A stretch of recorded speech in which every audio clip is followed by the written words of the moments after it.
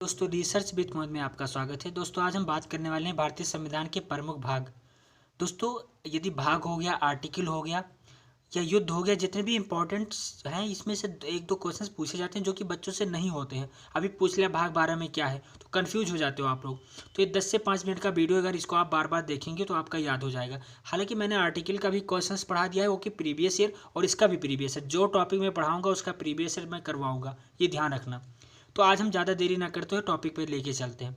आज हम बात करने वाले हैं भारत के संविधान के प्रमुख भाग। भाग 1 में क्या है, भाग 2 में क्या है, ठीक है, ये चीज़ें जानेंगे। और जो क्वेश्चंस प्रीवियस ईयर में पूछा गया है भाग से, उस पर भी मैं टिक कर दूंगा कि ये पूछा गया, और कल इसका क्वेश्चंस भी करवा दूंगा मैं, ठीक है। तो इसमें पहला दिया है कि भाग 1 में है क्या। तो भाग 1 में अगर पूछा जाए तो ये संघ एवं राज्य क्षेत्र के बारे में दिया है, ठीक है। अगर इसको मैं डिस्कस करूंगा तो बहुत ज़्यादा टाइम लग जाएगा, इसलिए डिस्कस नहीं करूंगा। आपको बता दूंगा कि पार्ट 1 में क्या है, पार्ट 2 में क्या है, ठीक है। बस आपको याद रखना, क्योंकि वहाँ आपसे ये पूछेगा कि भाग 2 में क्या है, तो नागरिकता, बहुत ज़्यादा डिस्कस करने की ज़रूरत नहीं है। और ये जो क्वेश्चन है, ये एसएससी, एमटीएस, सीजीएल, सीएचएसएल, किसी भी एग्जाम में, यूपी पुलिस किसी भी एग्जाम में पूछा जाता है, 1 से 2 नंबर, ठीक है। तो ये चीज़ आपको ध्यान रखना है। तो पार्ट 1 में क्या है, संघ एवं राज्य क्षेत्र के बारे में दिया, जो कि 1 से 4 तक आर्टिकल है, ठीक है। ये भी पूछता है कि 1 से 4 किस भाग से रिलेटेड है, तो पार्ट 1 से रिलेटेड है, ऐसे भी क्वेश्चन बनते हैं। तो पार्ट 2 में क्या है, नागरिकता दिया है, जो कि 5 से 11 तक है, ठीक है। और यदि भाग 3 में पूछा जाए, भाग 3 में यदि आपसे पूछा जाए तो इसमें मौलिक अधिकार दिया है, जो कि 12 से 36 तक है, पार्ट 3 यानी भाग 3 में मौलिक अधिकार, ठीक है। भाग 3 मौलिक अधिकार, ठीक है। और भाग 4 में क्या है, डीपीएसपी, राज्य के नीति निर्देशक तत्व।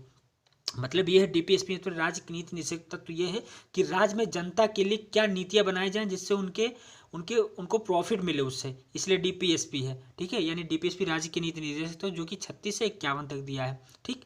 ये क्वेश्चन पूछा गया था कि 36 से 51 किससे रिलेटेड है, तो ये पार्ट 4 से डीपीएसपी से रिलेटेड है, ठीक है।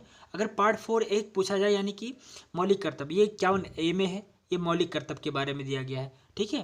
तो ये चीज़ है पार्ट, यानी कि भाग 4A में। यदि भाग 5 में यदि पूछा जाए आपसे, तो संघ सरकार के बारे में दिया गया है। संघ सरकार में क्या कैसे हैं, ठीक है। संघ सरकार जैसे राष्ट्रपति, उपराष्ट्रपति, ठीक है, और चीफ जस्टिस ऑफ इंडिया, ये संघ सरकार के बारे में दिया है, जो कि सबसे, और हाँ, संविधान का सबसे बड़ा भाग है। ऐसा भी पूछ सकता है कि संविधान का सबसे बड़ा भाग कौन सा है, तो पार्ट 5, जो कि संघ सरकार है। और ये 52 to 151 तक आर्टिकल दिया है इसमें सीधा 100 आर्टिकल है, ठीक है।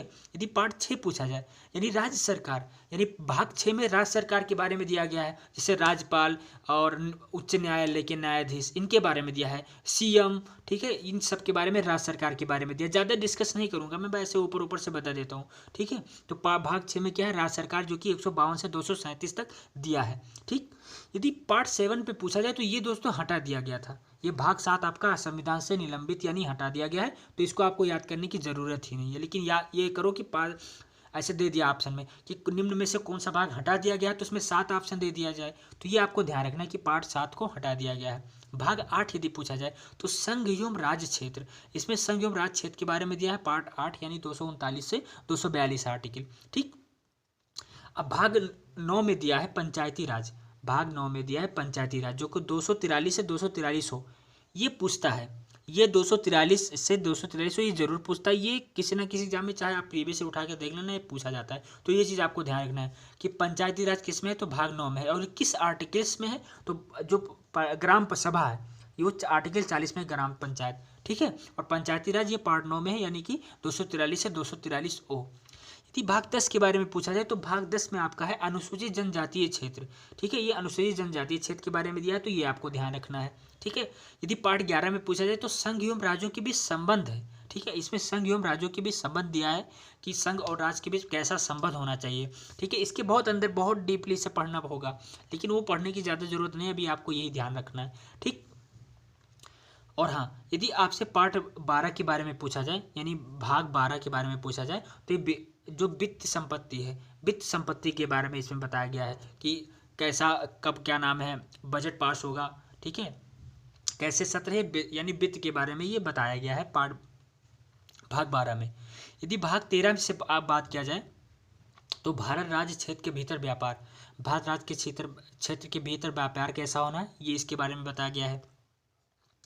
यदि आपसे पूछा जाए कि पार्ट 14 यानी कि भाग 14 में क्या है, तो ये यूपीएससी यानी संघ लोक सेवा आयोग यानी कि राज्य संघ एवं राज्यों के अधीन सेवाओं के बारे में दिया है, यानी यूपीएससी। ठीक है, यूपीएससी तो ये संघ एवं राज्य के अधीन सेवाएं, जो भी हम सेवाएं देते हैं, सिविल सर्विसेज यानी यूपीएससी।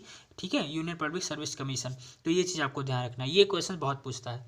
निर्वाचन, अगर निर्वाचन की बात करें तो ये भाग 15 में दिया है कि भारत में कैसे निर्वाचन होगा, क्या निर्वाचन प्रणाली अपनाई जानी है। ठीक है, कौन इसमें भाग लेंगे, कैसा इसका सारा सिस्टम, इसमें भाग क्या नाम है 15 के बारे में बताता है। यदि भाग 16 की बात करें तो इसमें कुछ वर्गों से विशेष संबंधित प्रावधान दिए गए हैं भाग 16 में। ठीक है, यदि भाग 17 पूछा जाए तो भाग 17 में आपका है राजभाषा।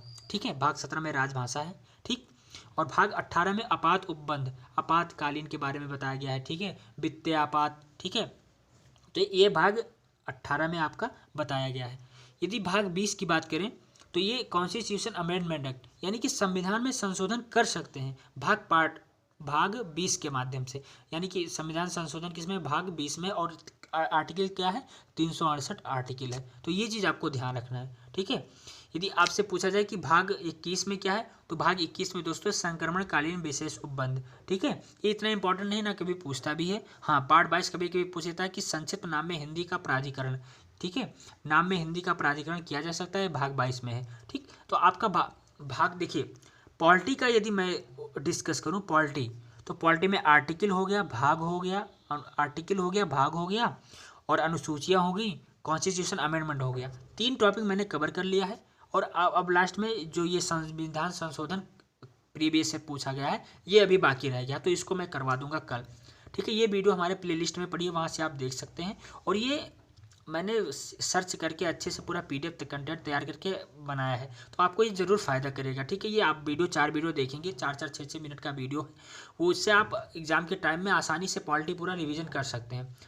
देखो, जब SSC का आप पैटर्न समझ जाते हो ना, तो आपको एग्जाम निकालने में कोई प्रॉब्लम नहीं होती है। ठीक है, तो ये चीज़ आपको ध्यान रखना है। आपने देखा होगा बहुत ज़्यादा डिटेल नहीं पूछता है पॉलिटी SSC CGL या MTS में, क्योंकि आप UPSC की तैयारी तो कर नहीं रहे हैं। ठीक है, इसमें सीधा पूछेगा भाग 10 में क्या है, आर्टिकल 248 में क्या है, भाग 40 में क्या है, फर्स्ट संविधान संशोधन कब हुआ था, ऐसे क्वेश्चन बनते हैं। और ये क्वेश्चन बच्चों को नहीं याद होते हैं, इसीलिए जीएस उनका कमजोर हो जाता है। ठीक, जब ये पॉलिटी हिस्ट्री खत्म हो जाएगा तो एक बार स्टैटिक का क्लास लेके आएंगे, तो ये जीएस आपका जो मेन टॉपिक है, मैंने पूरा कंटेंट बनाया हुआ है कि कैसे आपको पढ़ाना है, तो ये आपको बहुत अच्छे से तैयार होगा।